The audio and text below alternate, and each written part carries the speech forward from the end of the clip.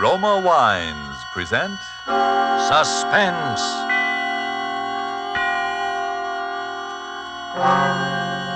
Roma Wines, made in California for enjoyment throughout the world.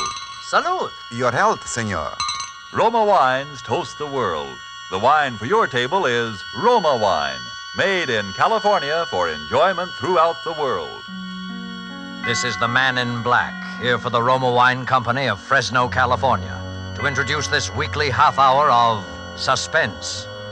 Tonight from Hollywood, Roma Wines bring you Mr. Laird Cregar in a suspense play dealing with a maniacal hatred and with the mental drug of hypnotics.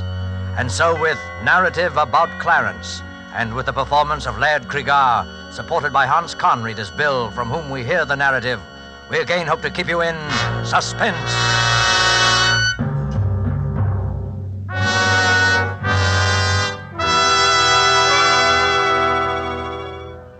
I never wanted to kill anyone. Not till he came along. I didn't even want to kill him at first. I kept thinking there must be some other way. If anybody had told me 6 months ago that I was capable of murder, I would have thought he was crazy. What I'm getting at is this. There are circumstances, people, that can make anybody want to commit murder. And he was one of those people. He brought the circumstances with him, a whole set of them. I never heard of the guy till one day last summer.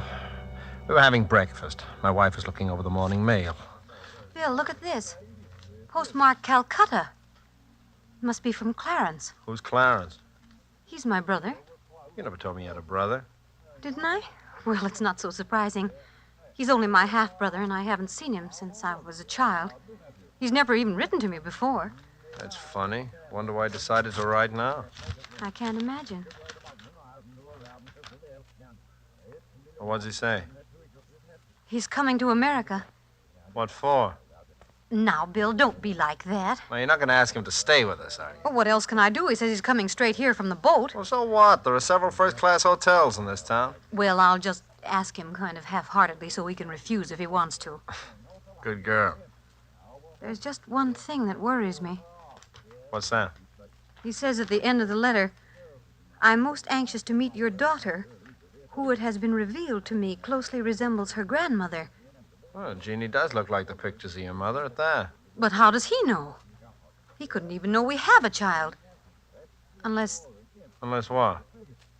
well, unless someone told him, or unless it was revealed to him in some mysterious way. I didn't like that. I didn't like it at all. If there's anything I hate, it's a fake. And if that guy with his wing collar and his high-toned accent didn't look like a fake, then nobody ever did. But he wasn't a fake. He didn't arrive at our house. He seemed to materialize in the middle of the living room. Well, Lillian, don't you recognize me? Why, yes, Clarence. How are you, Clarence? This is Bill, my husband. I know. I hope you'll forgive my rather unconventional entrance. As your doorbell is out of order, I didn't bother to push the button. Oh, hello. I didn't know the doorbell was out of order, Lillian. Neither did I. Well, won't you sit down, Clarence? Oh, yes, thank you. Have a good trip? Excellent. But let's not dwell on the past. I have plans, Lillian. First of all, I intend to settle here in this town, permanently. How nice. I intend to resume my career in America where it left off 15 years ago. Oh. Your wife's look of distress, William, is owing to an unfortunate incident that occurred 15 years ago and made it expedient for me to leave the country for a while. It was all a misunderstanding, Bill. I don't quite know what you're talking about. She's told you nothing about me? How strange. Well, only that you're a doctor and that... Doctor? What an inadequate word. It suggests a little man you call in when the baby gets whooping cough, doesn't it? Well, what's the matter with the little man I call in when the baby gets whooping cough? Well, he is, shall we say, limited. Yes, that's the kindly word for it. The mind, William, the human mind, with all its strange powers for good and evil. That is my province. Clarence was a mental scientist. He had a small private hospital. Oh, how drab. How unendurably drab you make it sound, Lillian. I penetrated deep into the mysteries of the human mind. And then I discovered a psychic power transcending the mere gray matter of the human brain. Clarence became interested in the occult. You mean that Indian faker stuff, going into trances and stuff like that? How crudely you put it, William. I'm sorry. Go on with your story. Well- I'll go on with it for you. You started using this mysterious East hocus pocus on your mental patients, and their relatives got sore, right? Your husband, Lillian, is a man of rare perception. Yeah. And now you're back from India with a new bag of tricks, and you're going to set up shop again. Precisely, William. There's only one thing wrong with your statement, the tone of it. I intend to establish a small private sanitarium dedicated to the treatment of the mentally ill. And I shall continue my investigations into what your wife chooses to call the occult. Is that clear? Quite clear. Now then, Lillian, you will prepare the little room off William's study for me, the one with the dark green walls. Well, of course, you're welcome to stay with us if you want to, Clarence, but the house is rather small and... Yes. It's fortunate that the house is small. I'd counted on that. You seem to have counted on a great deal, Clarence. By the way, how'd you know that the room has green walls? Yes, and how did you know... My dear, engaging kinsmen, all things are revealed to him who can survive the ordeal of true enlightenment. That is as much as I'm permitted to tell you at the present time. And now will you be so good as to open the outside door? Your daughter is about to ring the doorbell, and it's out of order. Remember? But how did you... You didn't... Go and let her in, Lillian. I'm eager to meet Jeannie. Mama, guess what happened today? Sally Bates fell off the seesaw and Miss Thompson had to drive her home and then... Oh, I didn't know we had company. This is your Uncle Clarence from India, dear. Oh. Yes. She is the very image of her grandmother. Was that Mother's mother? Yes, dear. Mama and Uncle Clarence had the same mother, but different fathers. Oh, then he's not really my uncle. He's only my half-uncle. I think, little Jeannie, that you will find we have a great deal in common, nevertheless. You will be very close to your Uncle Clarence. Very close. What do you do those funny things with your eyes? Never mind, dear. Uncle Clarence is tired from his long journey. You come on upstairs. Mom will help you change for dinner. All right. See you later, Uncle Clarence. What's so funny, Doctor? Oh, William, I do hope that my stay here won't be complicated by your rudeness. Why did you try to frighten Jeannie just now? My dear fellow, it's the very furthest thing from my wishes to frighten your child. It is essential to my plan for her that she have confidence in me. Now, look, get this straight, Clarence. You're welcome in this house as a guest because you're my wife's brother. Your yogi ideas, or whatever they are welcome only so long as you keep them to yourself. I quite intend to, William. That, too, is part of my plan. What is this plan you keep talking about? For the time being, William, I will take your advice and keep that to myself.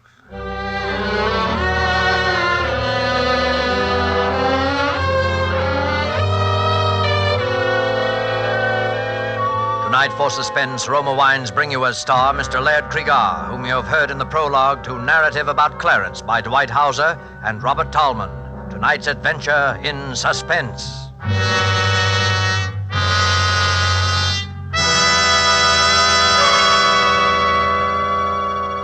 Let's leave the scene of our play for a moment and take a little journey. We'll let a bottle of Roma wine serve as Aladdin's lamp.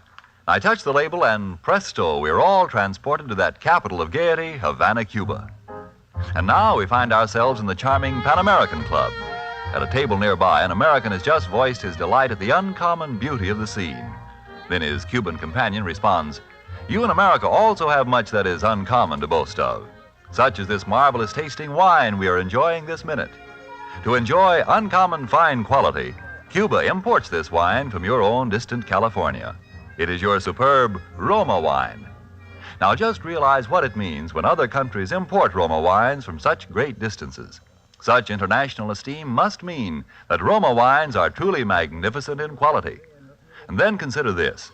You here in America need pay no high import duty, no expensive shipping charges. For these fine Roma wines come from Roma's own wineries in the heart of the rich California wine grape districts.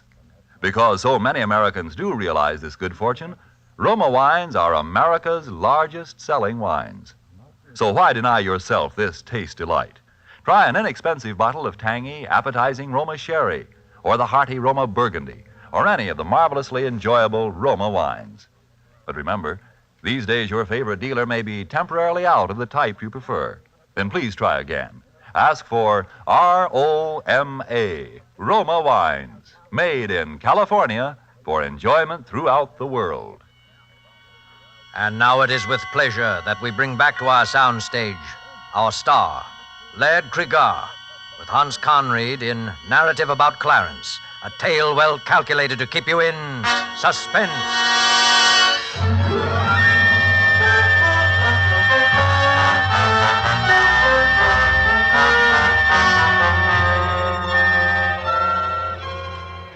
Well, you see now how I was beginning to feel about my dear half-brother-in-law, Clarence. At first, it was nothing but just pure hatred. I didn't have any cause yet for fear. And then came that day with little Jeannie. Doesn't take much imagination to know what happened before I got home. Mama, I'm all ready for school. Mama. Hello, Jeannie. Oh, hello, Uncle Clarence. Did you see Mama? Your mother's gone out for a while, but... Well, there's some good in everything, isn't there, Jeannie? This gives us a chance to get acquainted. Well, I'll be late for school. Oh, bother the school. I'll bet Sally Bates wouldn't worry about school if she had an uncle visiting her who'd come all the way from India. India? Do they really lie on beds of nails and all those things? No. Those are just the fakirs. They do those stunts for money, like your circus performers over here. I never saw anything like that at a circus. Did you ever see anything like this, Jeannie? Just a ring, isn't it? Like a cat's eye. Oh, it makes me dizzy to look at it. If you look at it long enough, you'll see all the mysterious secrets of the East. I'm afraid to look again, Uncle Clarence. That light in it, like a cat's eye, scares me. Oh, come now. A big girl like you afraid in the broad daylight. Why do you do those funny things with your eyes? Perhaps because my eyes see so many wonderful things. Just as yours will if you will only look at the ring. Is it magic? Perhaps. Look and see if it isn't. Look right in the center of the cat's eye. That's it. It makes me feel sleepy. That's the way it works. First you feel terribly, terribly sleepy. And then you see the most wonderful things. First, you feel sleepy, and then...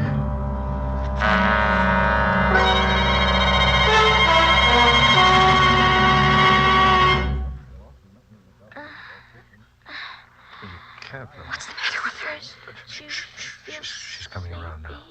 and then Bill. you see... She's coming around her. Jeannie, what's happened to you? You needn't shout, Mother. I can hear you quite well. Oh, thank heaven you're all right. She is all right, isn't she, Bill? Huh? Oh, sure. Do you feel well enough to go to school, dear? I shan't be going back to that school, Mother. Miss Thompson bores me. What kind of talk is that? I think we'll get a doctor for you, young lady. Please, Father. I will let you know when I'm in need of medical assistance. Bill, she's not all right. She's... Just come outside with me, Mother. You go to sleep again now, Jeannie. Bill, her whole personality has changed. She speaks with that strange accent and a vocabulary like... Tell me, where was Clarence while you were getting that car out? Why, in his room, I suppose. You ever notice that ring he wears? Yes. It's a cat's eye, isn't it? Very well-defined cat's eye. Kind of ring you always see on professional hypnotists. It's dead easy to hypnotize a child, you know. But why would he want to hypnotize Jeannie? I don't know. All I'm interested in is getting him out of this house as soon as possible. I'm going in there and give him his walking papers right now. That won't be necessary, William. Clarence, we didn't hear you come in. Obviously not. William, I believe I remarked to you on a previous occasion that I hoped my stay here would not be complicated by your rudeness. It won't be, Clarence. Your stay here is at an end. Lillian, I want to talk with you alone. You can say anything you have to say to me in front of my husband, Clarence. I dare say it is my wish, however, to speak with you alone. I've had enough. I'm sorry, Lillian. I don't care whether he's your brother or not. I'm telling him to get out of here and get out now. I'll call a taxi while you're packing, Clarence. The irate brother-in-law. What a tiresome exhibition. I'm surprised at a woman of your intelligence becoming involved with such a boor, Lillian. All right, you asked. No, don't do it, Bill. Clarence just doesn't understand. He's been away for so long. I'm sick of hearing your excuses for him. The time's come for a showdown. No, William. The time has not come for a showdown. Not for a while yet. I will let you know when that time comes. You'll let me know. Bill, please. Let me explain to Clarence alone if he likes. I won't leave you alone with him. Oh, don't be melodramatic, William. I'll kill you, so help me. Bill, please, please. All right, I'm sorry. I'll give you 10 minutes, Clarence, no more. 10 minutes will be ample. I think Lillian and I can come to an excellent understanding in 10 minutes. Those 10 minutes seemed like an eternity. I could hear Lillian's voice, speaking very quietly as if reasoning with him, and his hateful, velvety accents replying. And then quite suddenly there seemed to be only one voice, Clarence's. I looked at my watch. The 10 minutes were up. The door opened. Clarence stood there in the doorway, and he was laughing. What have you done to her? What have you done?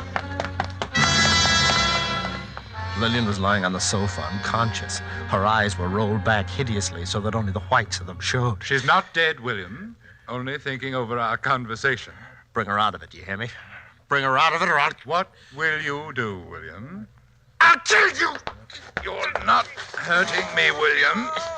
You're hurting her. What? Look at her. See how she writhes in agony. See how she clutches her throat. You win, Clarence. Of course. How could you hope, with your poor, undeveloped, Occidental mind, to match wits against me, who have penetrated the deepest mysteries of the occult? Mysteries of the occult? You're nothing but a cheap hypnotist. Any vaudeville mind reader could do the things you do if he was sufficiently lacking in human decency. Be careful, William. I shouldn't like to have to punish you for your rudeness. What do you want of us? I'll give you anything I own if you'll just take it and go away. It's not so easy as all that, William. Because, you see, I want the lives of your wife and child.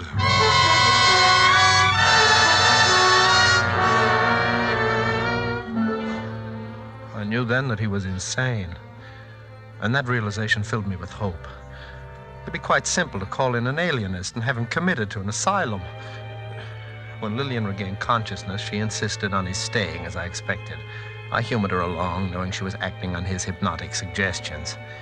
I was reasonably certain he would do nothing violent that night.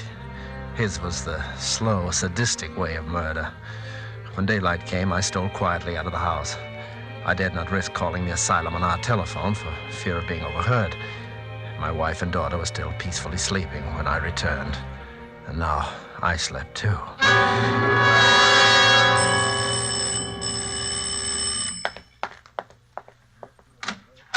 Good morning.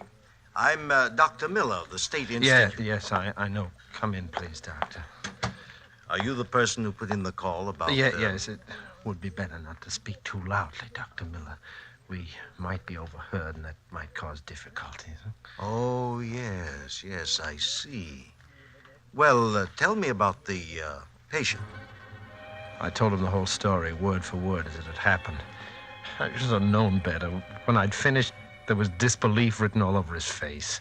Mr. Gilchrist, I don't for a moment doubt that you have an unwelcome relative on your hands who is probably emotionally highly unstable as well. But isn't it possible that you're exaggerating certain aspects of the matter? I mean, Dr. Miller, I ask you to examine the man and draw your own conclusions as to his sanity. I'll be glad to.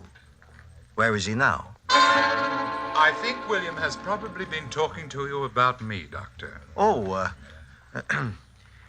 sit down, won't you? Thank you. Really, I must apologize for your being inconvenienced this way, Doctor. I try to keep an eye on William, but one must sleep, you know, and, well, occasionally he eludes me and gets out of the house. I suppose he's told you that I'm a hypnotist and that I wish to murder his wife and child. Why do you think he told me that? Well, it's always the same story. Well, why should I believe your story rather than Mr. Gilchrist's? Oh, mine is a little easier to believe, I should think. But if you wish further proof... Oh, Lillian! Yes, Clarence? Come down here, will you? William's got out again and told that story. I'll be right down. And bring Jeannie with you. You dare bring my daughter into this? His daughter doesn't know. You'll be tactful, won't you, Doctor? Yes, of course. Bill, what is the meaning of this? Lillian. Haven't we warned you time and again what might happen if you go out like that? Lillian, you don't know what you're saying. This man is your husband, madam? Yes. He's been under the care of a psychiatrist for several years now. What? He seemed to be getting better.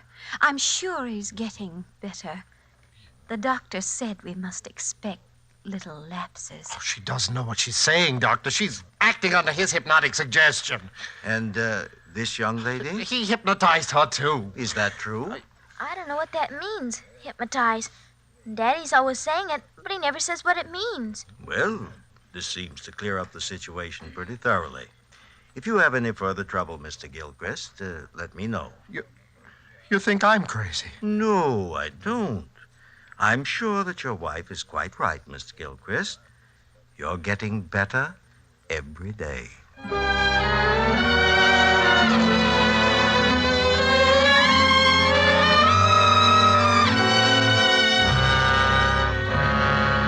He was insane, and diabolically insane. I had to face the unalterable fact. There was only one way to cope with him, and that was to kill him. But I had to do it while my wife and daughter were out of the house. I couldn't risk facing him with a gun. I didn't trust myself not to fall under his hypnotic spell.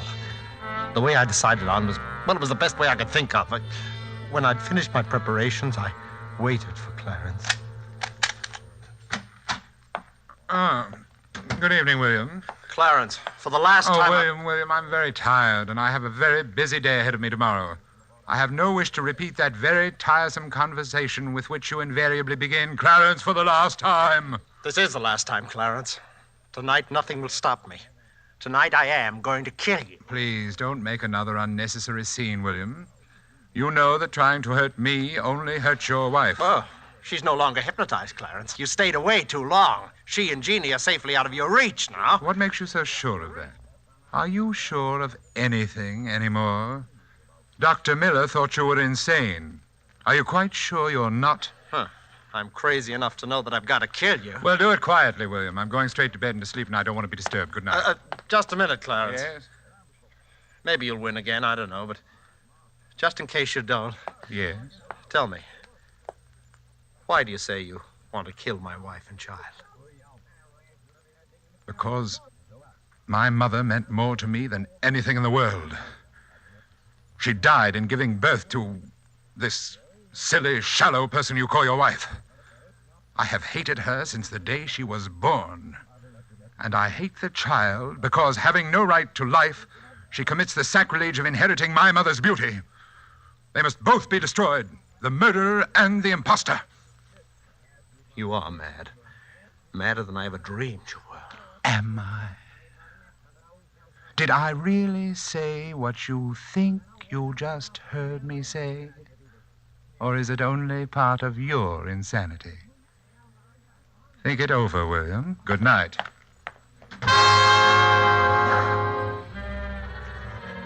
I had everything ready. The heavy boards to nail across the door, the cotton waste, and a gallon of benzine. The shutters over the window of his room I'd already nailed shut and barred. As I nailed the boards across the door, I felt as if I were driving nails into his cock.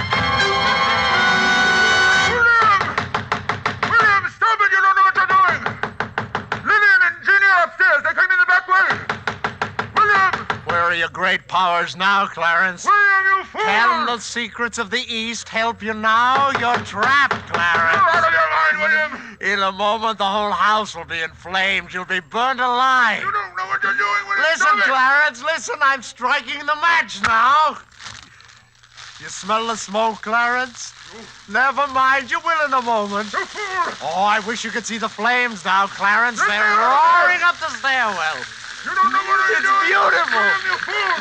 I'll have to leave you now, Clarence. It's getting too warm in here for me. But you should be used to the heat, though, after all those years in India.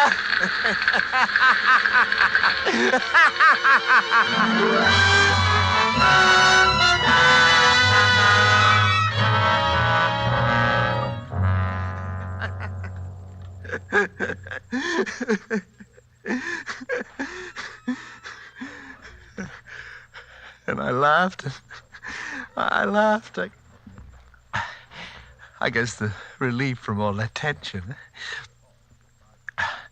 Well, that's the story, Doctor. Then I must have fainted or something from the smoke. I don't remember anything after that till I woke up in this place. And what about your wife and daughter? Oh, that's just it. I haven't seen them since that afternoon, and that's why I've got to get out of here. I've got to find them. Can't you understand that? Yes, I can understand that very well. Oh, will you talk to someone, the head of this place, and tell him that and let me out? I shouldn't be locked up here in an institution. Yes, I'll talk to him, Bill. That's a promise. I'll do it right now. Goodbye. Goodbye, Doctor. Pardon me, the head's office, Dr. Dr. Crossman. You'll find him right through there. Thank you.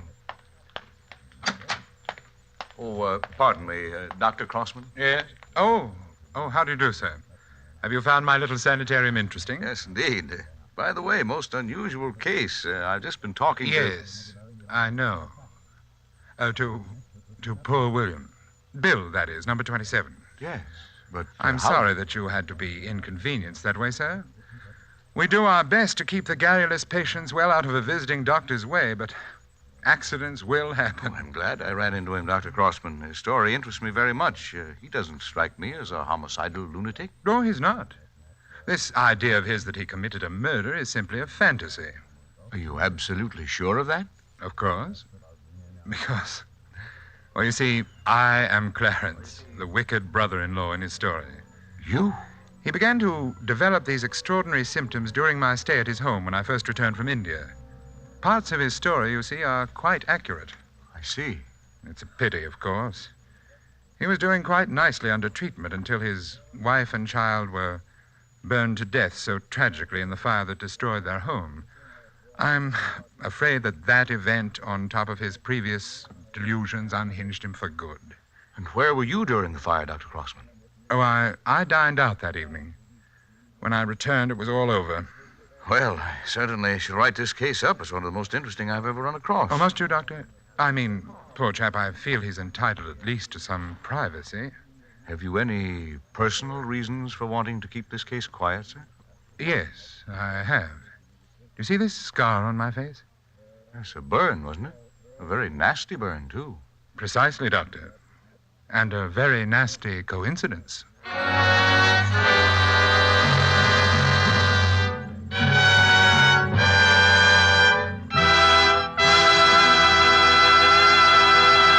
And so closes narrative about Clarence, starring Laird Cregar with Hans Conried, tonight's tale of suspense. Laird Cregar is currently being seen in the 20th Century Fox production, The Lodger. We sincerely hope you enjoyed the performance of Mr. Cregar and that of the whole cast tonight in our Roma suspense play. And here's a thought. To discover the enjoyment these suspense programs offer, you first had to sample one. And so you must first sample one of the many delicious Roma wines to discover for yourself their wonderful taste and quality, the excellence that makes Roma America's largest selling wines. You'll discover, as of other millions before you, that Roma wines are super quality, are super tasting, and are super easy on your pocketbook, too, costing only pennies a glass. Why put off this taste treat another day? Be sure you get R-O-M-A, Roma wines, made in California for enjoyment throughout the world. This is Laird Cregar. It is my very great pleasure to tell you that next week the star who will keep you in suspense will be Joseph Cotton. Suspense is produced and directed by William Spear. Don't forget then next Monday, same time, for Joseph Cotton in Suspense.